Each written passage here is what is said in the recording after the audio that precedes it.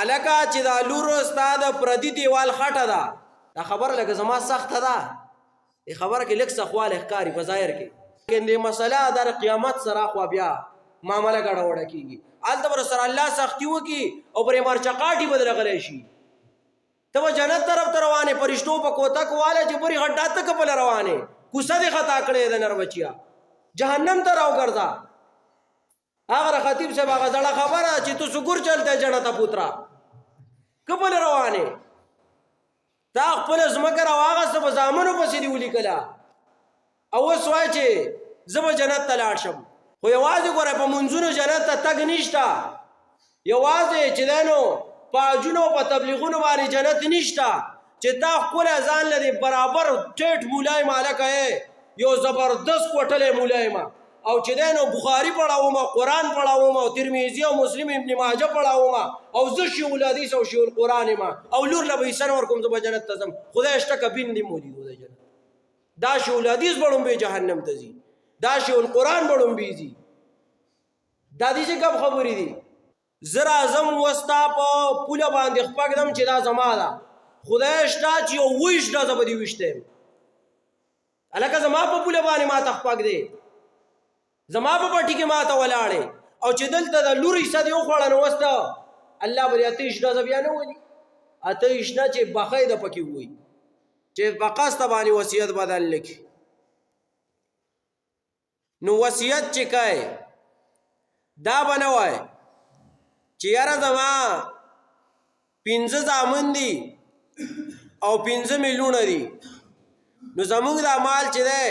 دا به 5 زامنو له ورکړی او لورانې دی، داسې ګرځي. نو دا څه شی دی؟ فمن خاف من موس جنفا او اسما، دا خو دا آرامیتوب وکړو، د لور حق یې وو. زمون خلک څه کار کوي؟ دې کې یو خلک په غلطه کې مبتلا دی، دا غلطه تصحیح کو، شریعت باندې دا غي مسله اوارو. یو زمونږه خلک قصدن لګیا دی، قصدن داسې کار کوي چې په خپل ژوندونې باندې لور د خپل میراث نه محرومه کړي. لکه 5 زامن دي او 5 لوڼې، دا مونږ چې مثال وایو، هسې نه که چایي نو بیا به وایي چېرته دی په مونږ پسې دا خبره وکړه، داسې مثال وایو. 5 لوڼه دي او 5 زامن دي، نو دا د نر زوی راولګي، دا ټوله ځمکه په خپلو زامنو پسې ولیکي، تقسیم یې کړي، ډیوایډ یې کړي په 5 کسانو باندې، او دا 5 لورانې چې دي دا د میراث نه محرومه پاتې کړي. دا سړی چې دی په ورځ د قیامت باندې د دې میراث ذمہوار دی د دې لورانو. مونږ لورانو ته کم نسبت کوو؟ وی دا د پردي دیوال خټه ده، دا په پردي دیوال ته پلی کېږي، دا زما په کار نه راځي، زما څه نه کېږي، په کار نه راځي. هلکه چې دا لور ستا د پردي دیوال خټه ده او ته چې وایې چې که چېرته زه دې لور له حصه ورکمه نو دا حصه به دا والي او پردي کور ته به یې اوسي، چېرته به یې اوسي؟ پردي کور ته به یې اوسي. نو هلکه چې ته وایې چې په پردي کور په یو کس باندې ستا د الله تبارک وتعالی ځمکه نه ده سود، نو څنګه ولې د خپل جګر ټوکړه ورکوې؟ دا زه سوال کوم چې په یو سړي باندې ستا د دې ځمکې ټوټه نه ده سود، یا دې په پیسې نه دي سود، نو د دې زړه ټوکړه ولې په کم ځای کې ورکوې؟ لور خو د زړه ټوکړه ده، اولاد خو د زړه ټوکړه ده، نو دا لور ولې ته کومې غاړې ورکوې؟ زه به اوس چل کوم، زه به د پلان کې دي چې دی نو داسې وکړم، زه به اوس هغوی له ځمکې ورکوم، دا ما هغوی له ګټلي دي، دا ما ته چې د پلار نیکه نه پاتې شوي، دا دې نه پاتې شوي چې دا به اوس د پلان کو دي له ورکوم، په تیاره به پلان کې دي اوسي. دا د هغې حصه ده په شریعت کې وړي به نه به دې راوړه، جو نه به یې وړې، نه به دې راوړه، جو نه به یې وړې، نه به دې ورکوله، جو نه به یې وړه. چې را دې وړه او ور دې کړه نو اوس په ځمکه ورکوې. داسې به نه کوه چې په زامنو پسې وروپالې اوس. دا خبره لکه زما سخته ده، دې خبره کې لږ سخوالی ښکاري په ظاهر کې، لږه غونده کې یو خاص سختی پکې ښکاري، لیکن دې مسله در قیامت سره خوا بیا معامله ګډوډه کیږي الته پر سره الله سختي وکي او پر مرچقاټي بدل غلې شي ته جنت طرف روانه پرشتو په کوتا کواله چې پوری غډاته کپل روانه کوسه دې خطا کړې د نر بچیا جهنم ته راو ګرځا هغه خطیب صاحب هغه ځړه خبره چې تو سګور چلته جنت پوترا کپل روانه تا خپل زمکه راغه سب زامنو پسې دی ولي کلا او وسوای چې زب جنت ته لاړ شم دا ډیره ګرانه خبره ده او ډیره بعیده خبره چې دا سړی به جنت ته لاړ شي په مونږ باندې جنت ته تل نشته ګورای دا خبره ما سخت راي یو سړی چې مونږ باندې کوم جو خیر بیا هم جنت ته زمانه دا مونږ دا هم پر عزت دا بکای خو یوازې ګورای په مونږونو جنت ته تګ نشته یوازې چې دانو پاجونو په تبلیغونو باندې جنت نشته چې تا خپل ځان لري برابر ټیټ مولای مالک یو زبردست کوټلې مولای ما او چې دینو بخاری پڑھاوم قرآن پڑھاوم او ترمذی او مسلم ابن ماجه پڑھاوم او زه شیخ الحدیث او شیخ القرآن ما او لور لبی سن ور کوم زب جنت تزم خدای اشته کبین دی مودي د جنت دا شیخ الحدیث بڑوم به جهنم تزي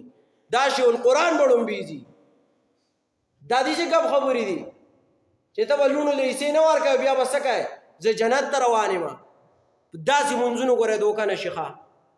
داسې دوکه د شیطان دی دوکه کوي چې مونږ کوم خپله او زه به ځان لازم جنت ته بدو لومبي با د لوري سو ورکای زستانه تاسو کوم زرا اعظم وستا په پوله باندې خپګدم چې دا زما ده خدای شتا چې وښ دا زبدي وشته الکه زما په پوله باندې ما تخپګ دی زما په پټی کې ما ته ولاړې او چې دلته د لوري سده یو خوړنه وستا الله بری اتیش دا بیا نه ودی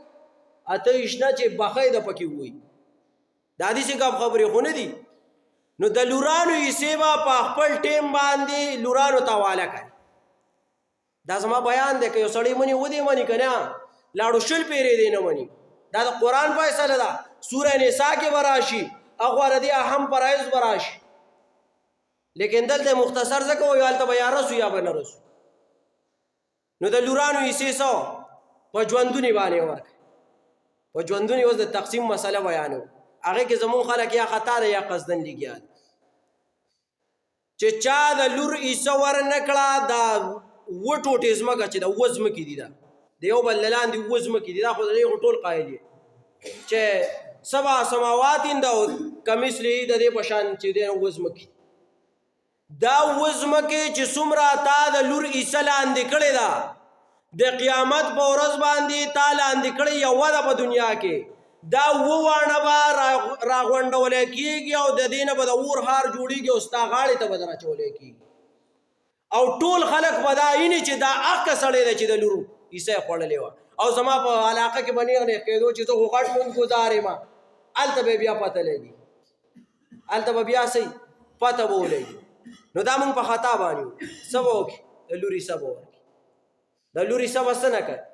اوس زموږ خلکو کې څه عادت دی یاره داجی بابا دادا کاکا هر څه چې پلار ته وایي مونږ د کرایه په کور کې پاتې کېږو او زما هغه سړی چې دی نو د هغه هم لکه څه نشته دا لور چې دی پلار ته وایي اوس چې واده شوی ده او زمونږ وس نه رسي نو داسې کار وکړه چې که مونږ له دې په هغه ځمکه کې لکه ځای راکړو نو مونږ به یې ځان له جوړ کړو څه په قرضدار باندې نو مونږ به د کرایه نه خلاص شو دا تا کومه خبره وه چې په دې خوله دې وکړه تا زما نه ځمکه وغوښته دا نن خو راغلی په دې ځای ته خو راغلی په خپلو خپو یو لاړه شه په خپلو خپو خو که بله ورځ په دې نیت رالې نو راځې به په خپلو خپو ځې به په پردو خپو دا تا ته چا ویلی دي چې په دې نیت په راځې ته به اوس زما نه ځمکه غواړې پلان کیله به یې وړې او نن خو دا خبره وکړه که بعدې ګرځې دا خبره وکړه نو ګوره په دې دروازه خپه کېنې دا ما د خپلو غوږونو اورېدلې خبرې دي ښه چې خپلو لوڼو ته خویندو ته خلک کوي خورې هر څه دي منم خو ګوره عیسه دی دا نه منم په عیسه کې ګوره ستا دا خبره نه منم زما د سره خپل ولی پاتې زما د سره خوري او روري پاتې زما د سره رشته داري پاتې دې دروازه باندې ته باندې د نن نه پس را نه شي دا زموږ د پښتنو کردار دی په جایداد کې د خور او د لور په عیسه کې نه وځي نو بیا تینا غم خادي زما وستا پاتې ده دا خو عیسی نه ورکول دي. دا حدیثو کې د دې ډېر غټ عذابونه ذکر دي چې دا لور له عیسی نه ورکړي. په ژوندانه باندې سی چلو کې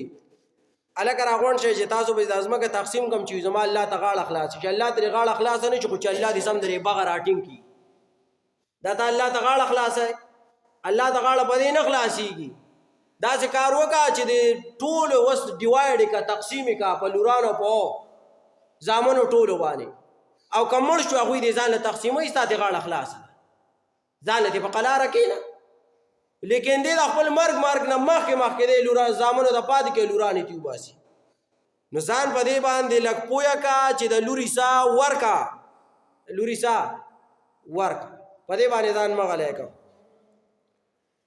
دلته به ته زامن خوشحاله راولې خدای شته که سبا پتا پسې 10 روپۍ خیراتي ورکړي 10 روپۍ سو خیراتي نه ورکړي ښه په پلار پسې او دا به چېرته ډېر ښه بخواله پلاري چې زوی پسې یو 2 رکعته مونځ وکړي او چېرته پسې یو 10 روپۍ خیراتي ورکړي. نو هسې ځان له آخرت مه غر کوئ د خپلو زامنو لپاره. او دا زامن چې دی خلک ووي زوی دې چې هغسې دې باندې دا خلک اصلاحي ویډیوګانې هم جوړوي وي پلار یې مړلی نو کم یو زوی زما پې دوره قرض دی 10 لاکه وي څوک به یې راکړي هغه زامن یو تی مونږ یې نه ورکو لور وي زه به یې ورکړم. دا لوران ډېر ښه شی دی خو چې په دې څوک پوهېږي ښه دا رحمت دی. خو په رحمت باندې څوک پوه شي څوک پوه نه شي دې نه څوک پیدا والي څوک تې وانلي لکه باران راوورېږي دا د الله رحمت یې کته راوورېږي څوک تې پیدا والي څوک تې وانلي. نو دې رحمت نه پیدا اخیسته غواړي او دې رحمت چې څه حصه د هغه ته حواله کول غواړي.